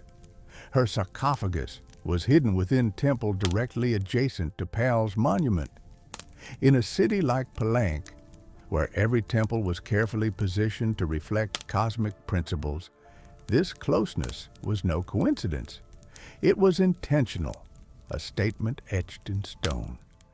Many scholars believe the Red Queen was Zakbu Ao, Pal's queen and trusted consort. While her tomb lacks inscriptions, the similarities between their burials are striking. Both wrapped in cinnabar, both entombed in pyramids, both buried with jade, and both treated with extreme reverence. These rituals mirror each other as if two halves of a sacred narrative. Pal's lid famously depicts him falling into the underworld tree, a cosmic scene of death and rebirth. The Red Queen's simpler tomb contains no such iconography, but the symbolism lies in the pairing itself. If Pal represented the sun, journeying through the underworld at night to rise again, then the Red Queen may have represented the moon, the feminine force that follows its own mysterious path in the sky. Together, they embodied a cosmic duality, masculine and feminine, king and queen, sun and moon, order and ritual. In Maya mythology, rulership was not singular, it was relational. Harmony in the cosmos required balance, and that balance extended into the dynastic court. By placing the Red Queen beside Pal, the Maya were preserving not just a marriage, but a cosmic partnership. Their proximity in death may have mirrored their roles in life. A queen not behind, but beside her king, sharing not just a throne, but a legacy. In their tombs, they speak without words. Two souls wrapped in cinnabar and stone joined across eternity, one of history's most sacred silences. Though her name was lost to time, the Red Queen of Palenque endures not as a forgotten relic, but as one of the most enigmatic and powerful women of the ancient world. Her tomb, sealed for over years, now whispers across centuries, inviting questions that echo louder with every discovery. She represents a mystery that still resists full understanding. We may never know exactly who she was. No glyph carved her name, no stela told her story. And yet the care in her burial, the richness of her offerings, the symbolism of her crimson-drenched bones, all speak of a woman profoundly important, not merely as a wife or consort, but as someone who held real influence, spiritual weight, and royal blood. Today, the Red Queen forces us to reevaluate assumptions. She's a reminder that in the ancient Maya world, women were not silent. They led rituals, governed cities, and shaped dynasties. While kings like Pal have long taken the spotlight, the Red Queen's reemergence reminds us that power did not belong to men alone. It flowed through mothers, queens, priestesses, and visionaries. Her legacy is more than the treasure she left behind. It's the conversation she started among archaeologists, historians, artists, and storytellers. Every jade bead, every layer of cinnabar, every architectural choice and temple that tells us something deliberate. This woman mattered, and perhaps that's the most extraordinary part of her story. Not what we know, but what we still don't. The Red Queen teaches us that history isn't just a collection of facts. It's a living puzzle, a shared human longing to connect with the past. In that sense, her legacy is still unfolding. She lies wrapped in red, the color of life and sacrifice, of blood and rebirth. Her face, once hidden behind a jade mask, now stares back at us through science, art, and wonder. She remains nameless, but not voiceless, mysterious, but not forgotten. The Red Queen may have ruled a kingdom in life, but in death she rules something greater, our imagination. Her tomb was sealed in stone. Her story was written in silence. And still, somehow, she speaks. Frida Kahlo was born on July 5th in the vibrant district of Coyoacan, then a village on the outskirts of Mexico City. Her childhood home, the Casa Azul, the Blue House, was filled with color, contradiction, and quiet strength. It would later become a sanctuary, a battleground, and a museum to one of the most iconic artists of the 20th century. Frida was the third of four daughters born to Guillermo Carlo, a German-Hungarian photographer, and Matilda Calderon, a devout Catholic of indigenous and Spanish descent. Her parents were opposites: Guillermo, reserved and intellectual; Matilda, religious and emotionally distant. Frida would inherit her father's introspection and artistic eye, but also her mother's fierce resilience. As a child, Frida was imaginative, outspoken, and bold. She read voraciously and asked questions most adults didn't want to answer. But at the age of 6, she contracted polio, which left her right leg thinner and weaker than the other, a physical difference she tried to mask with long skirts, but never allowed to limit her spirit. The illness left her bedridden for months and isolated from other children. During this time, she grew close to her father, who encouraged her to exercise, ride bicycles, and stay mentally sharp. Unlike most girls of her time, Frida didn't aspire to become a wife or a homemaker. Her goal to become a doctor, she enrolled in the prestigious National Preparatory School in Mexico City. At age 1 of only a handful of girls accepted, there she stood out, not just for her intelligence, but for her rebellious wit, radical thinking, and unique sense of style. She joined a group of young intellectuals known as the Cachuchas, who debated philosophy, literature, and politics. Frida was drawn to revolution, to ideas that challenged tradition. But even in those early years, before the bus crash that would define her body and before the fame that would define her legacy, Frida Kahlo was already painting herself into the world with sharp edges, unapologetic ideas, and an identity too big to fit inside anyone else's expectations. She wasn't just growing up in Cocan.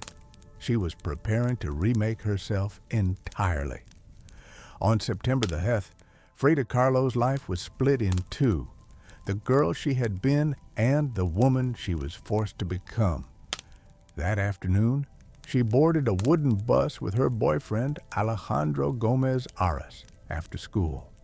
They were laughing, teasing each other, and probably arguing Frida never did anything halfway. But moments later, the bus collided with a streetcar, and in an instant, her future unraveled into pain, metal, and silence. The crash was horrific. The streetcar crushed the bus against a wall, splintering wood and flinging passengers. Frida was impaled by an iron handrail. It entered her left hip and exited through her pelvis. Her spinal column fractured in 3 places. Her right leg shattered. Her foot dislocated her collarbone and ribs broke. Her shoulder was dislocated. Her abdomen was pierced. She was just years old. A man covered her with a borrowed overcoat. Someone else noticed her body was sparkling, not from blood, but from the gold powder she had been carrying in a pouch. It had exploded on impact, dusting her broken form in what looked like glittering ash. Frida was taken to the Red Cross hospital and underwent numerous surgeries over the following months. She spent weeks in a body cast, flat on her back, immobile, writhing with infection and uncertainty. The future she'd imagined of becoming a doctor slipped further away with every passing day. But in that stillness, something began to stir. Her father gave her brushes. Her mother rigged a special easel to hang above her bed. A mirror was placed on the canopy so she could see herself. And there, lying in plaster and agony, Frida began to paint. First out of boredom, then out of obsession. Her first subjects were her own reflection because she was all she had. But what emerged wasn't vanity. It was survival. The crash had broken her physically, but it had also opened a door into her own mind, her own body, and eventually into the surreal language of pain and identity that would define her art. The girl who wanted to heal others now began healing herself, one brushstroke at a time. As Frida Kahlo lay encased in plaster and steel, a body fighting itself with every breath, she began to paint. What started as a form of therapy soon became a language, and that language was deeply personal, brutally honest, and often hard to look at, which was precisely the point. Frida didn't paint pretty flowers or polite landscapes. She painted pain, her pain, physical, emotional, and existential. Her first subjects were self-portraits, not because she was vain, but because, as she famously said, "I paint myself because I'm so often alone, and because I am the subject I know best." Her early works were small in scale, painted on tin or wood panels inspired by Mexican retos. Devotional paintings meant to tell stories of suffering and miracles. Frida turned this tradition inward. Her body became the canvas. Her emotions became the altar. She painted herself as split, as pierced, as bleeding. In one painting, she is impaled by nails like a modern-day martyr. In another, she floats in a barren landscape, tethered to a broken column, a metaphor for her shattered spine. She painted herself weeping, fractured, decapitated, and bare, but never passive, always watching. Her pain was not sanitized. She painted the ugliness of trauma with beauty, defiance, and even humor. Each piece was a reclamation of her body, her experience, and her identity as a woman in a world that often tried to define her. But Frida wasn't just telling her story. She was inventing a new kind of visual narrative, one that blended Mexican folk art, surrealism, medical illustration, and symbolism. Her paintings became dreamlike autopsies of her soul, framed in color, culture, and myth. By the time she recovered enough to walk again, albeit painfully, Frida was no longer the girl who had wanted to be a doctor. She was an artist, and her art was unlike anything anyone had seen. She had taken the worst thing that had ever happened to her and turned it into a source of creation. Frida Kahlo didn't just paint her pain. She made the world look at it, and in doing so, she turned suffering into a sacred act of self-expression. In still recovering, still painting, and just years old, Frida Kahlo met the man who would become the most profound and turbulent relationship of her life, Diego Rivera. He was years her senior, already Mexico's most famous painter. Massive in both stature and presence, Rivera was a giant of Mexican muralism, known for his sweeping, politically charged frescoes that told the story of the Mexican people. Frida had seen his work before. She admired it, but now she wanted his opinion of her work. She brought her paintings to him at the Ministry of Education, interrupting his scaffolded work to ask bluntly, "Do I have talent?" Diego took one look and said, "Yes," and not just out of kindness. He recognized in her something rare, an unfiltered voice, raw and unpretentious, full of rage, irony, pain, and beauty. They began a relationship that was as consuming as it was creative. Frida once said, "I suffered 2 accidents in my life, one in which a streetcar knocked me down.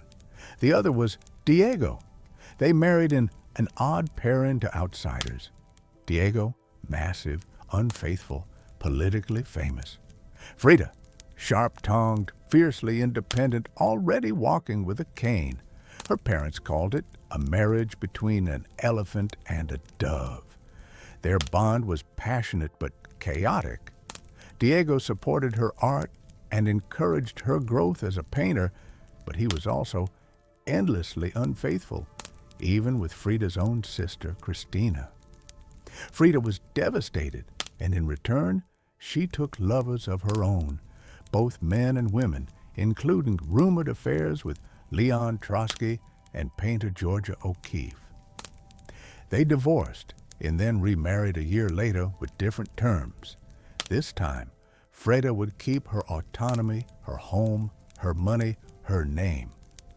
Their second marriage was less about traditional love and more about creative partnership and mutual understanding. Despite the betrayals and the heartbreak, Diego remained a constant force in Frida's life. He challenged her, he wounded her, but he also believed in her as an artist, as a revolutionary, and as a woman who could redefine what painting could be. These years abroad brought her face to face with American industrialism, wealth, and the contradictions of capitalism, and they left her with deep political discomfort. Frida was a proud Mexican nationalist, a committed communist, and an admirer of indigenous traditions. The opulence she witnessed in the United States, especially while the Great Depression ravaged much of the country, only deepened her sense of disillusionment. In Letters Home, she mocked the culture's materialism and obsession with appearances. She missed the grit, color, and contradiction of Mexico. While Diego painted enormous murals on factory walls, Frida began to paint smaller, quieter revolutions, deeply personal works on tin and canvas. Her style solidified, sharp, surreal, emotional, and intimate. It was during this time that she produced some of her most iconic self-portraits. Frida didn't just paint herself for vanity. She painted herself to survive. Her identity became her landscape. With her body constantly in pain from her accident, multiple surgeries, and a failed pregnancy in Detroit, she turned inward. Her portraits showed her bleeding, fragmented, exposed, yet Her face was always calm, always direct, unapologetic. One of her most powerful works, Henry Ford Hospital, shows her lying on a hospital bed crying, surrounded by floating symbols of loss.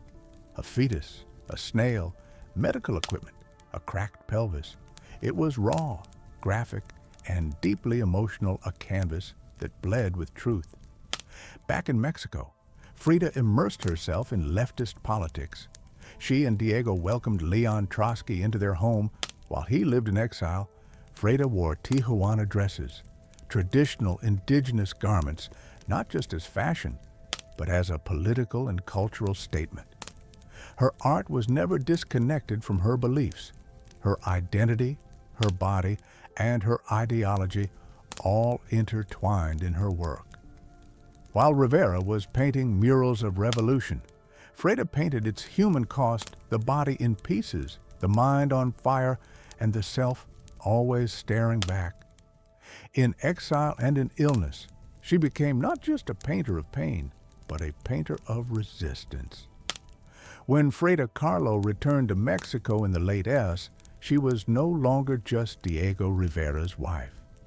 She had become something else entirely, a force, an artist whose work radiated with raw honesty, surreal symbolism, and cultural identity. Back in her homeland, she stepped fully into herself.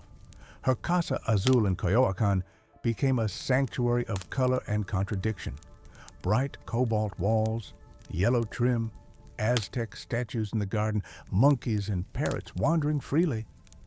The house was a living extension of Frida's imagination. It was a blend of tradition and rebellion, elegance and earth.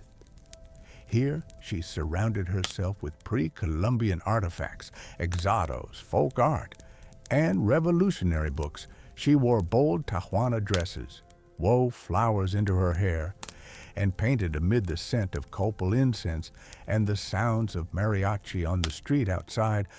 This period marked an explosion of creativity. Her paintings became more intricate, more symbolic, and more political. Works like the two Fridas revealed a divided self, one in European dress with a bleeding heart, the other in indigenous clothing, strong and composed. It was Frida's visual autobiography, a portrait of love, loss, and heritage, and she exhibited her work in Paris, where artists like Picasso, Breton, and Kandinsky praised her fiercely original style. But even among the surrealists, Frida stood apart. When Andre Breton tried to label her as one of their own, she pushed back. "They thought I was a surrealist," she said, "but I wasn't. I never painted dreams, I painted my own reality."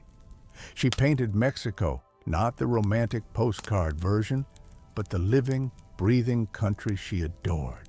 Her work pulsed with symbolism: skeletons, hummingbirds, hearts, thorns, corn, and blood. She honored the indigenous roots of her homeland while unmasking the violence of its past and present. But even as her artistic voice grew stronger, her health continued to decline. Multiple surgeries, infections, and chronic pain became daily realities.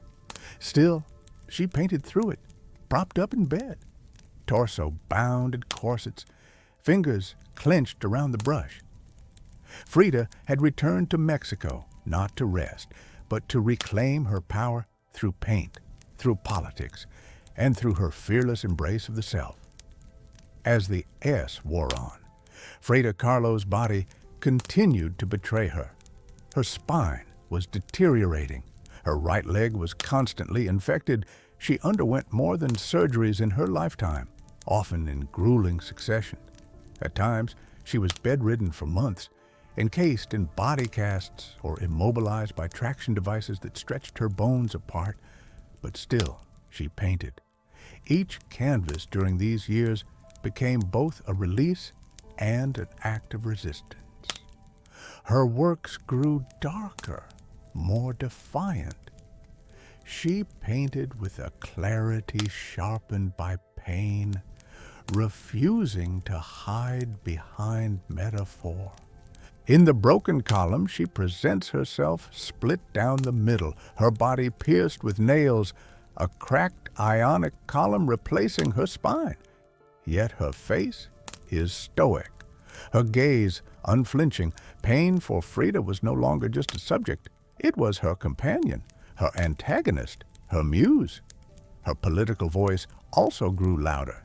She joined the Mexican Communist Party, marched in demonstrations, wrote fiery letters, and called out imperialism and injustice. When her health no longer allowed her to walk, she appeared at protests in a wheelchair, defiantly holding signs and shouting slogans. In Frida was given her first solo exhibition in Mexico, a long overdue celebration of her art. But her health was so fragile, doctors told her she couldn't attend. So she did what only Frida would do. She arrived by ambulance, carried in on a stretcher, and placed in the center of the gallery on her hospital bed. Dressed in traditional finery, surrounded by her own work, she greeted guests with tequila, laughter, and that fire still burning in her eyes. Her final paintings were both childlike and harrowing. In Marxism Will Give Health to the Sick, she painted herself wearing a steel corset, cradled by the hands of Marx, casting away symbols of oppression. Her last known work was a still life of sliced watermelons. One piece bearing the words, "Viva la vida, long live life." Even in the face of death, she remained defiant, joyful, and political. Frida Kahlo's last portraits weren't just self-portraits. They were acts of revolution, painted in pain, but always signed with life. On July the at the age of Frida Kahlo died in the same place she had been born, La Casa Azul, in Coyoacan. The official cause was listed as a pulmonary embolism, but those closest to her whispered of something deeper. She had been ill, yes, but also exhausted by pain, by surgeries, by the long war with her own body. Just days before, she had attended a political protest against the CIA coup in Guatemala. Weak and wheelchair-bound, she insisted on going, her clenched fist raised in the air. Revolution remained her final heartbeat. Her last diary entry was brief but piercing.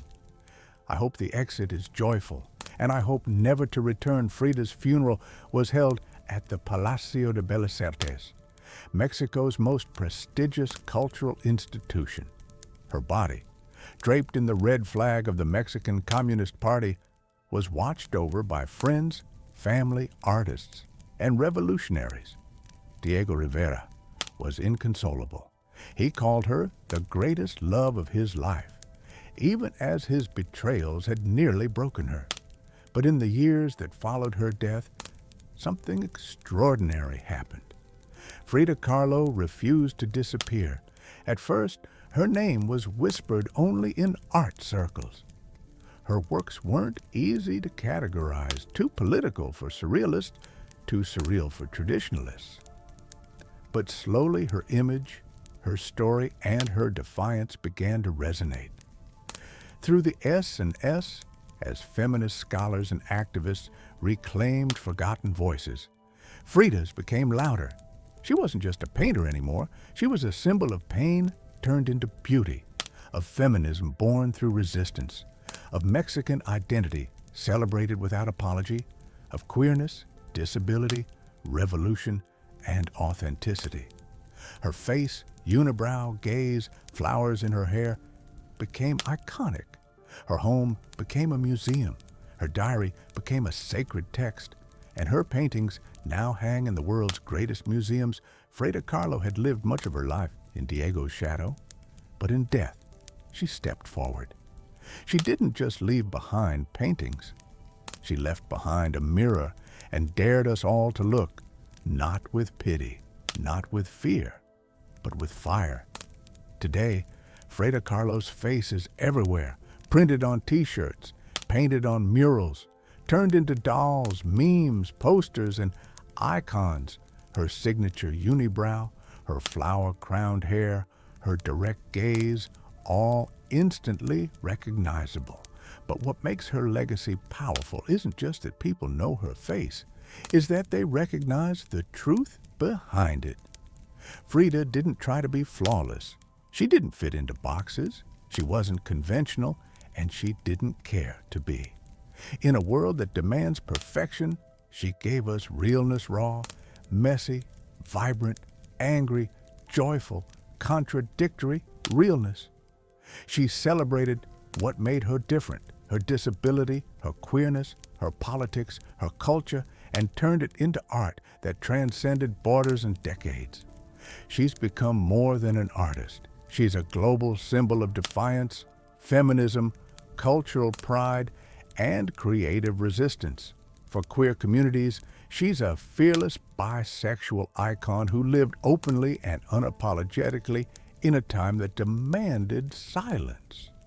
For women, she's a reminder that power doesn't require permission. For disabled artists, she's proof that pain can fuel the brush, not stop it. And for Mexico, she's a daughter reclaimed, fierce, folkloric, and forever part of the national soul. Her paintings, once dismissed as too strange or too personal, are now among the most revered in the world works. Like the two Frida's self-portrait, with thorn necklace and hummingbird in the broken column, aren't just seen. They're felt deeply by anyone who has ever suffered and needed to turn that suffering into something sacred. She lived in the margins and turned them into center stage.